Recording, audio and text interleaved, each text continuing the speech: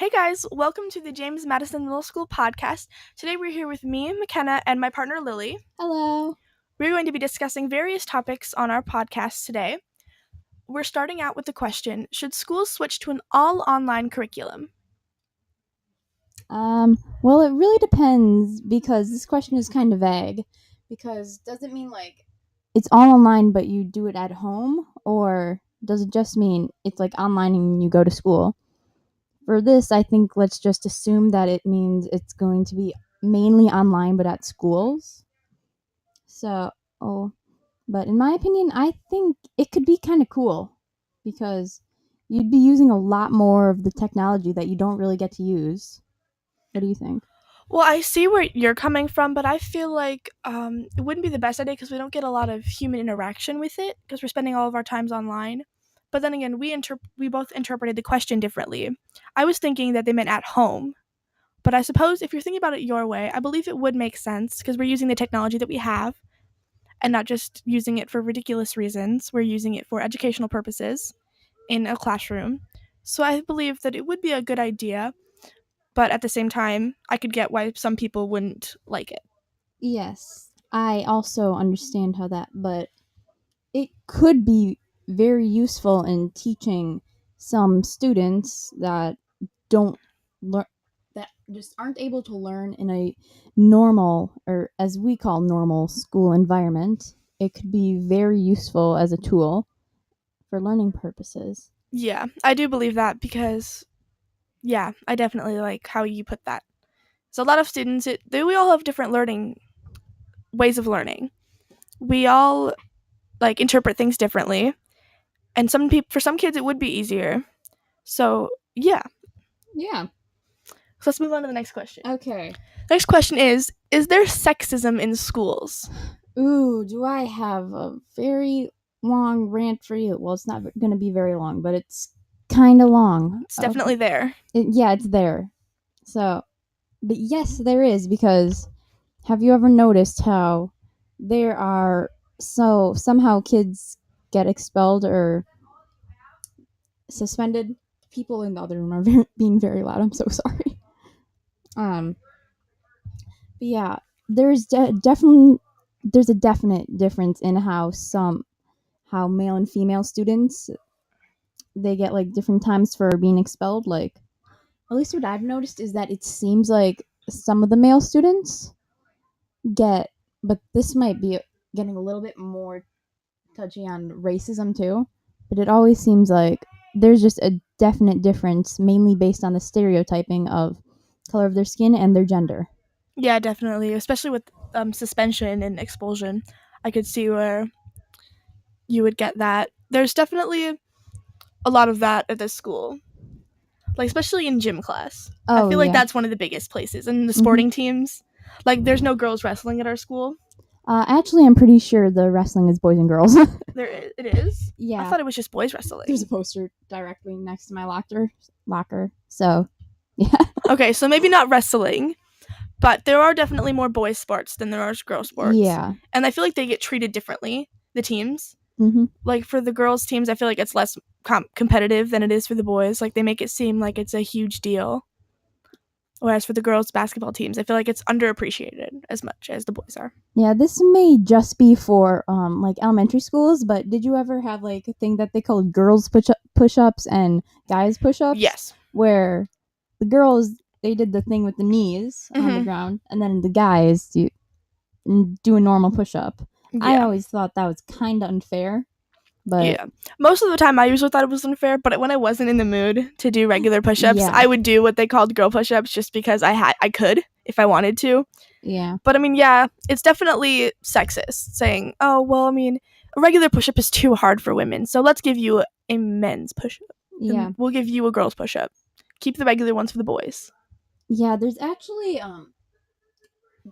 some studies that say that women and girls learn better in an all-female environment. Well, guys, not sure why we're all surprised at this, but guys I'm so sorry. Guys learn better in a male and female environment, which I think us ladies are like somehow acting as like a filter. I guess, but yeah. Who knows at this point? I mean, schools are getting ridiculous these days, like Mhm. with sexism and all that. Yeah, okay. So, should we go on to our next topic? Yes, sure. Our next topic is, should schools give out free food instead of making kids bring or pay for it themselves? Well, it could reduce a lot of the funding, but I think it could be good for some of the students that can't afford it. Yeah. I feel like our school would be okay with a few more students not having to pay for lunch. I feel like we would do okay. Yeah, So, I I mean, if our agree. school can afford to buy the theater department 4 new microphones, I think we can afford to let our students have a free lunch. I Mhm. think we'll be okay. I agree. But again, it could reduce the funding for schools, and as pretty much everybody knows, schools do not have a lot of funding. Yeah, they don't have much to begin with, but I mean, that's what fundraisers and all that are for. Yeah. Okay. But I think it could be very useful to have because of the definite wage gap between so many of the kids' parents Oh, definitely. that it definitely could be useful. Um,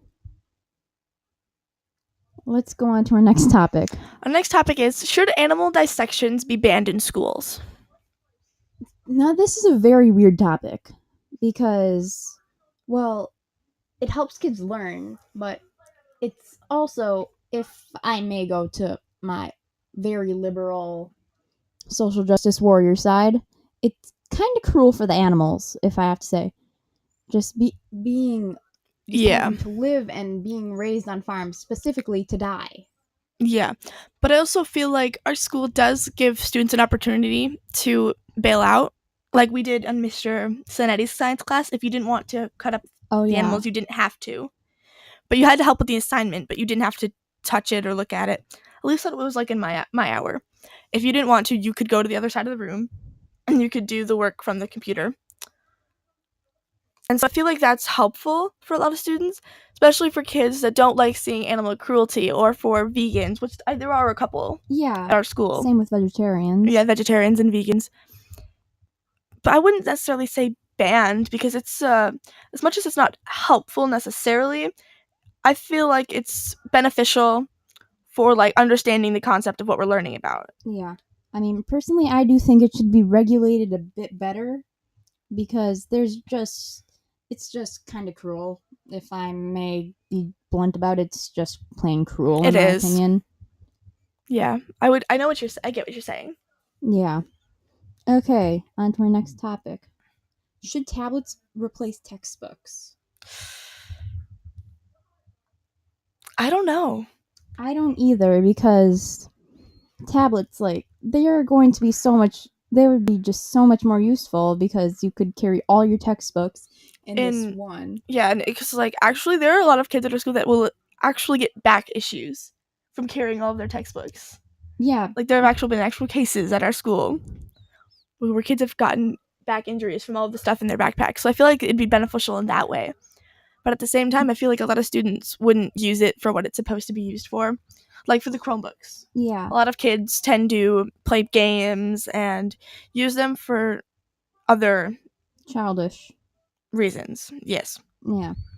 But I would prefer sometimes, but there are days when I feel like reading a real book Mm-hmm. and it's a struggle. Like when we use the Chromebooks all day and I want to look at something besides a screen. But it would be helpful Yeah. and easier to move around with. Yeah, because instead of having to go to your locker to grab a bunch of giant textbooks or You just carry this one thing around with you all day. yeah. Like, I think that's what we kind of have, like, classroom sets of them for. But the problem with classroom sets is that you can't bring it home. And you can't, like, study it Yeah. when you need to study it. Okay. All right. Do you want to wrap this up? Actually, we still have some more time, so let's go on. Is homework beneficial? I would say yes. What would you say? I think that in moderation it's good, but when there's just too much, it just all melts together and it doesn't become useful at all. It's very stressful. So I feel like teachers need to get together and say, "Oh, I'm giving this assignment and it's this long." Like with the tests, like Yeah. on Discovery, we had 4 tests on one day in each core class. Yeah, we've had that, I think, at least once on inquiry too. We do it, like, it happens frequently on Discovery so much, and students will actually ask teachers to move it because it's too much. Like, it just becomes very stressful sometimes when you have like 4 tests all in one day, or you have assignment in all of your classes, and it just gets to be too much.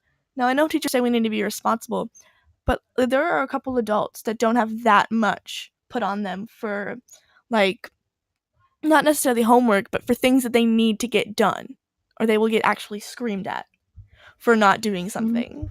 Like, we have, like, sometimes homework can be a bit much, like very overwhelming. Yeah. That's personally why I think that homework should be limited to, like, the teachers just need to get together and, like you said earlier, just talk about what they're having. And I think it should be limited to maybe an hour and a half a day, because Yeah, that keep would, it balanced. Like, don't yeah, make it too much. altogether just an hour and a half a day, because that would give kids and students time to do their sports, get some free time in, hang out with their friends, do whatever they should be doing on free time, and get some good sleep too. I think that, Definitely that one, that last yeah, one. because so many people don't get enough sleep, and I can't stress it enough. Get some good sleep. Try to get at least like 6 hours. Okay. And that's saying something for some of the kids at our school. Some kids barely get any sleep at all. Like, if they can at least get 6 hours, I'm sure some of these students would be thankful. Yeah. Okay. I think we have time for maybe one more topic. Let's see.